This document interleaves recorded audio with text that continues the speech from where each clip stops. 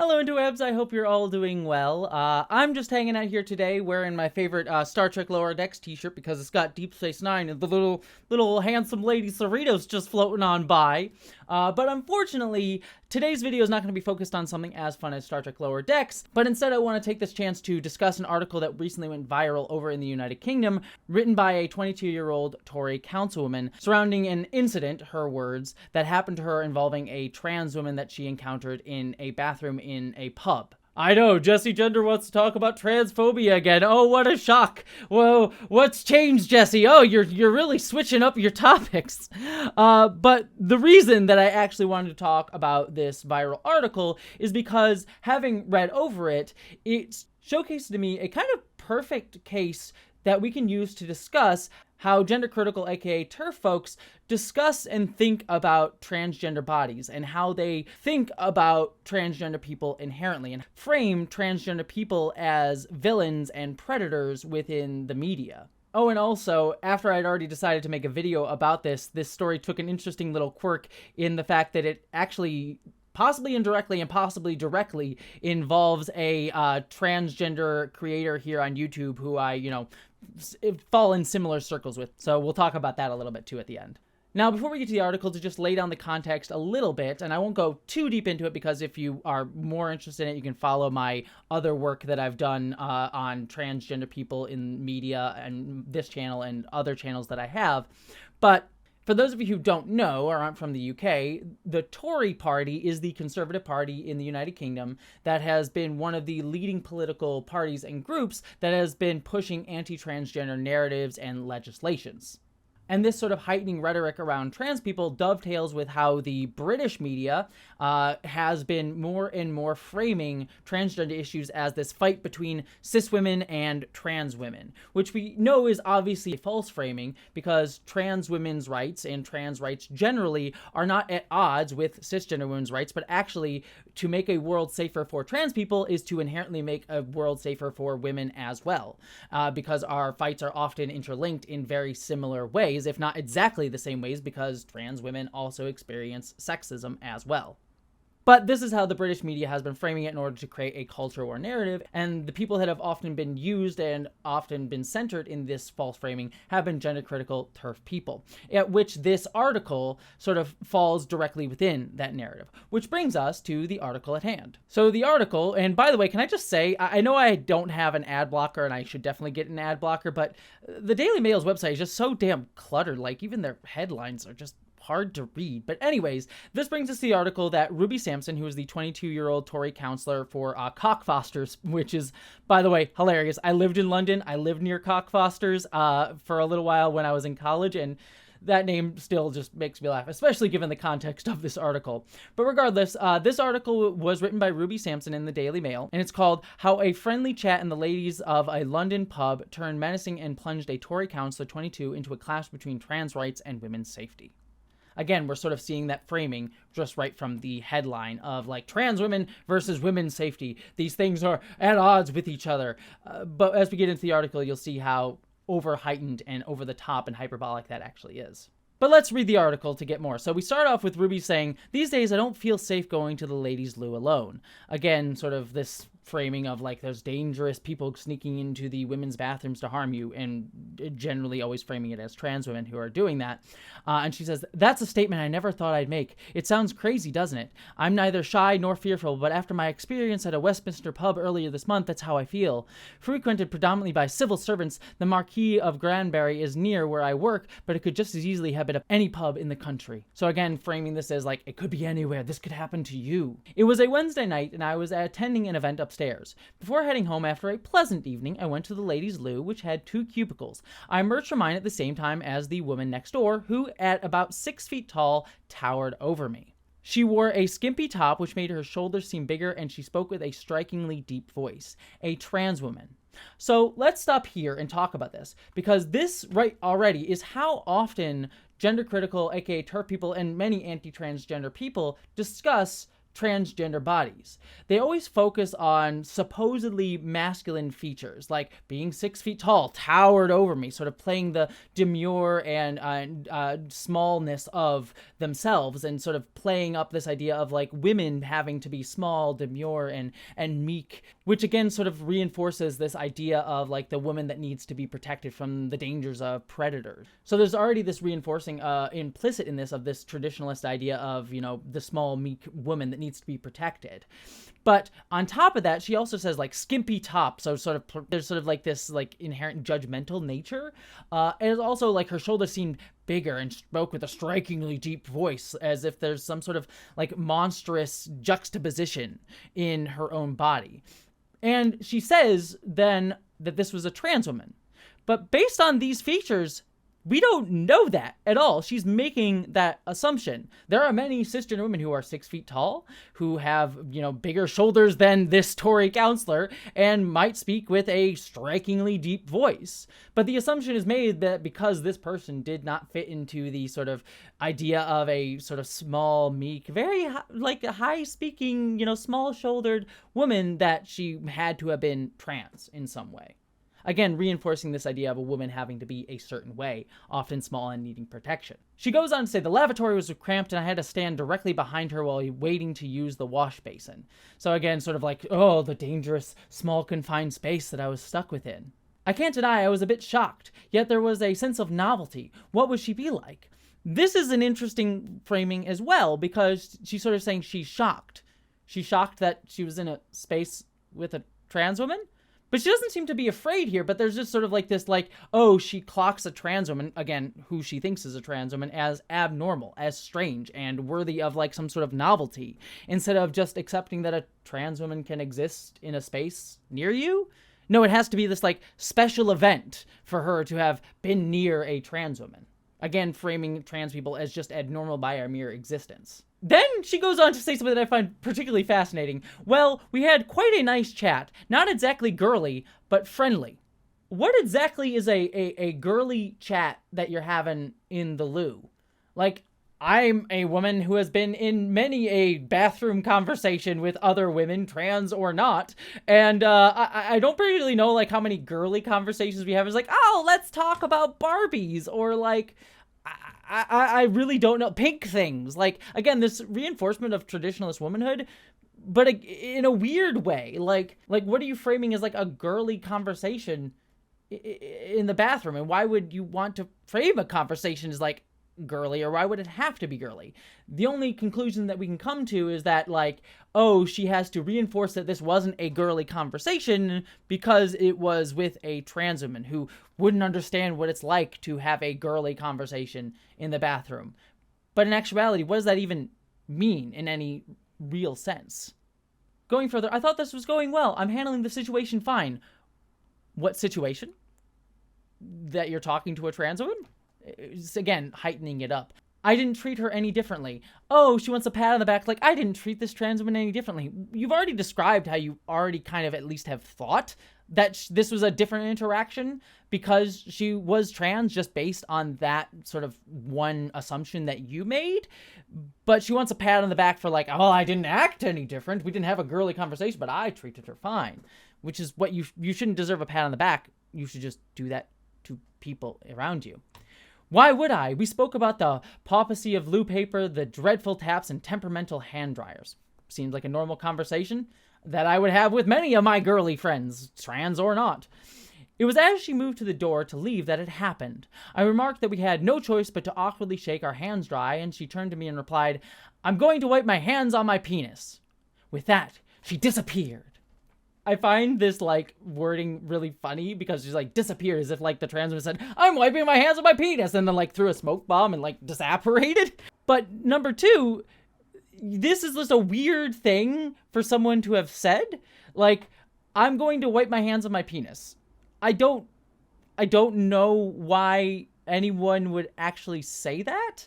And, you know, if we're taking her at her word, and this is actually what this person said, yeah, that would be weird. Now, we have reason to believe that this is not actually what this person may have said, and we'll talk about that a little bit later. But even in this context, even if we take her at her word, yeah, it's a weird thing to say. and a very strange thing to say, but, not the end of the world. It's just like, oh, that was weird.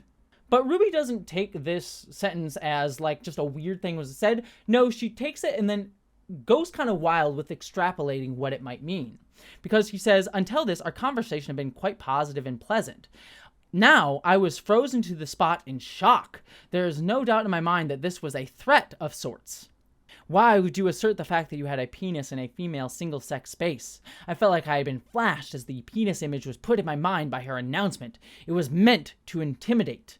So, right here, she's making a lot of leaps. She's assuming that it was a threat of sorts, instead of just a weird thing that someone said, and kind of also, like, making it sound assaulty?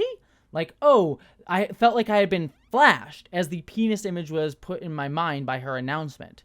So she's making this connection that someone mentioning a penis is akin to, like, her having been literally sexually harassed in that space.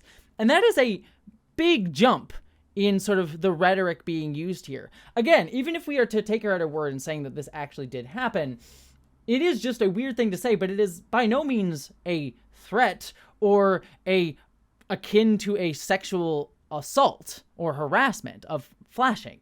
But that's where she takes it to.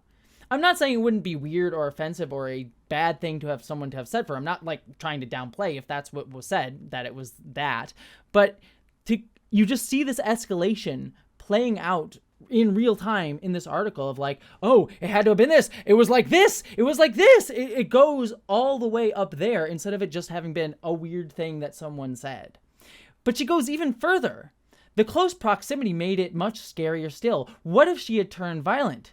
It would be 10 minutes before my friends realized I was missing. So her next step is to assume, like, what if this person turned violent, tried to attack and assault her? Again, playing upon this idea that a trans woman is inherently a predator who is out to attack and harm.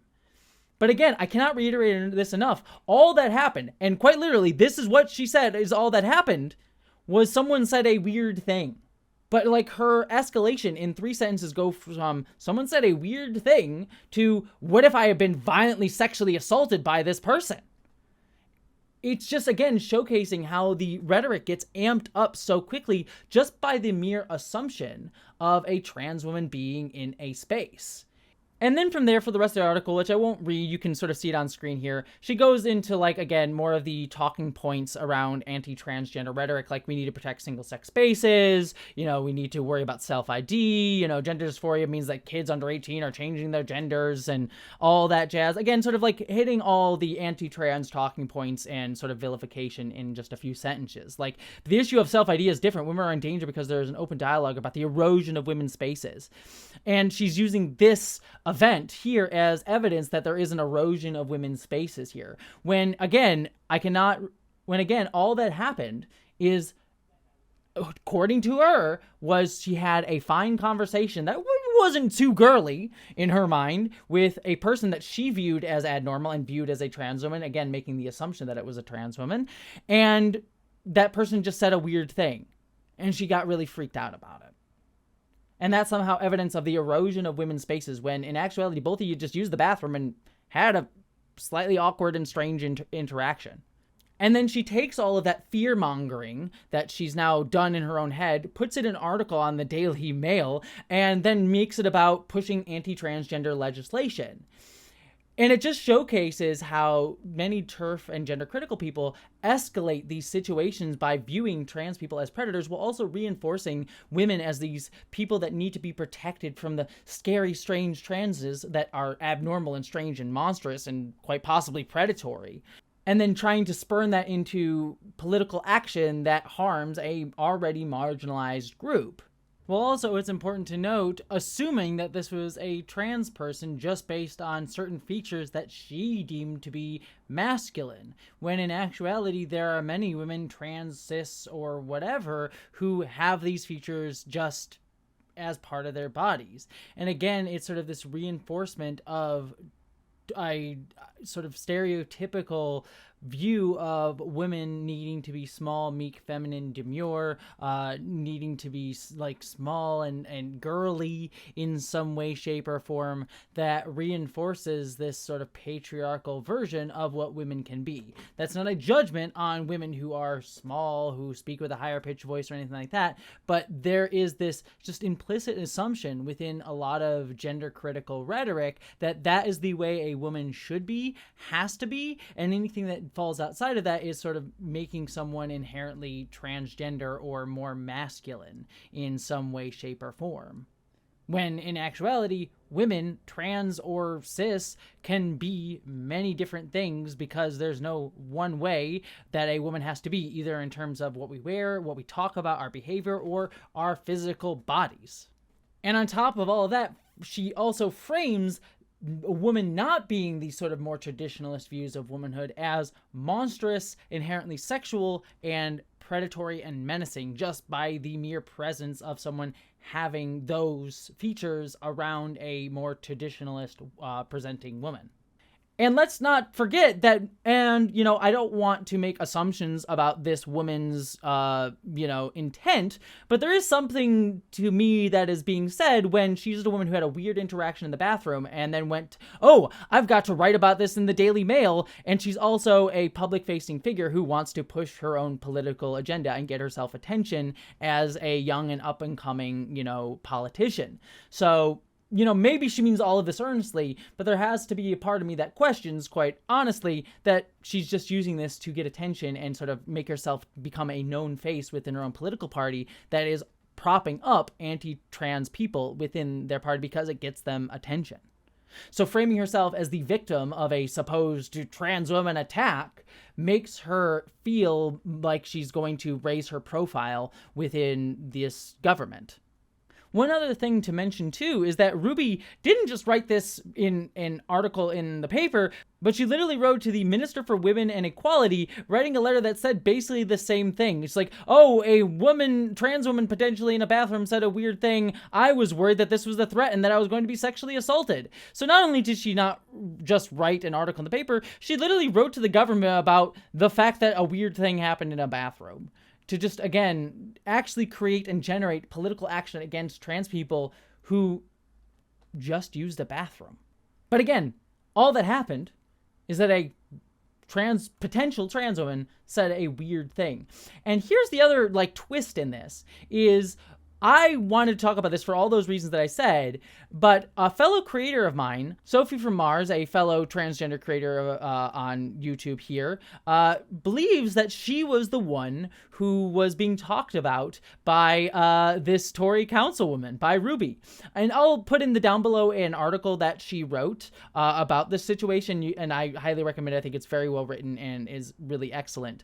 But the one point that I want to point out here is that, number one, she was in that pub after a vigil for Brianna Gay, who is a trans woman, transgender teenager who was horrifically murdered in the United Kingdom. And so, she was there trying to, recover from having been out to mourn the death of a trans woman. So now having to go and deal with this nonsense and her being seen as like the penised woman in the bathroom by a Tory councillor not only distracts from the mourning and sort of work that she was doing and pain that she was going through as a trans woman, to now make it being about like, oh, how we're being attacked by, this Tory councilwoman. And it's just a constant showcasing of how trans people constantly have to be dealing with the next thing instead of focusing on the hardship or the problem that we're currently going through right now.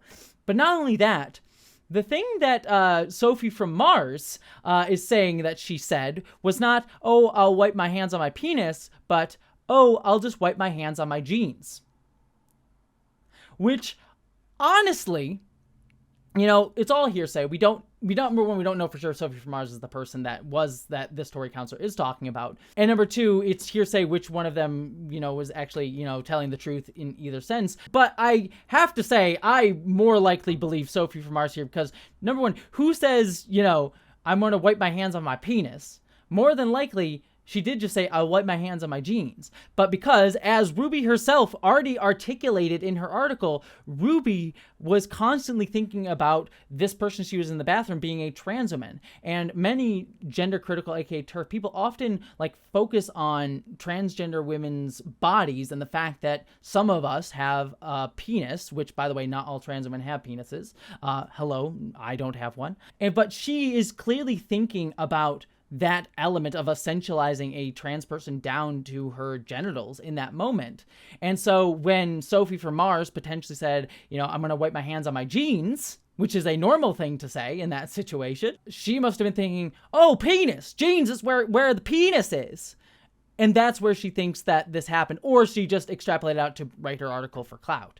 And again, it just showcases not only how trans women are vilified, but how, even when we aren't thinking about our genitals, people who attack us are constantly thinking about what we got in our pants. When really, at the end of the day, none of that matters. We're both using the bathroom. We're both talking as women, and we are needing to wash our hands. It's just this constant focus on trans women's bodies and how we are sort of seen as monstrous or different or strange compared to the traditionally small and needing to be protected woman. And to wrap this out, it's also worth noting, and I think Sophie from Mars herself said this in some of her writing, that this moment didn't just force Sophie from, focusing on the vigil that she was at or going about her daily life to now having to deal with all of this nonsense going on online, but also is sexual harassment of Sophie.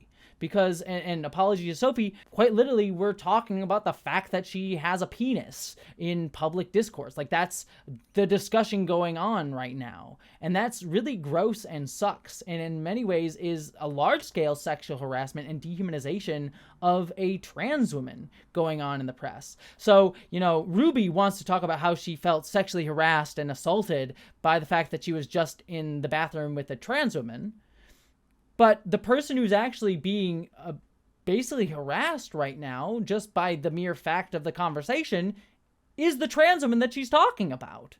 She did that to the trans woman. And I'm also betting you that Sophie is probably receiving a lot of harassment for having been the target of a gender-critical woman in an article that went viral in the United Kingdom, which is a hotbed for transphobia right now. So I'm sure it's not just that discussion, but more direct harassment and threats that Sophie is getting. That's my supposition, but based on my own experience and knowledge of how these things go down, I wouldn't be too shocked. So I just found all of that fascinating because I think in just a short article, Ruby just showcased exactly how gender critical, aka TERF people, extrapolate out so much to try to vilify and paint transgender women as sexual predators. When, in her own words, all that happened at worst was she was in a bathroom with a potential trans woman who then said a weird thing.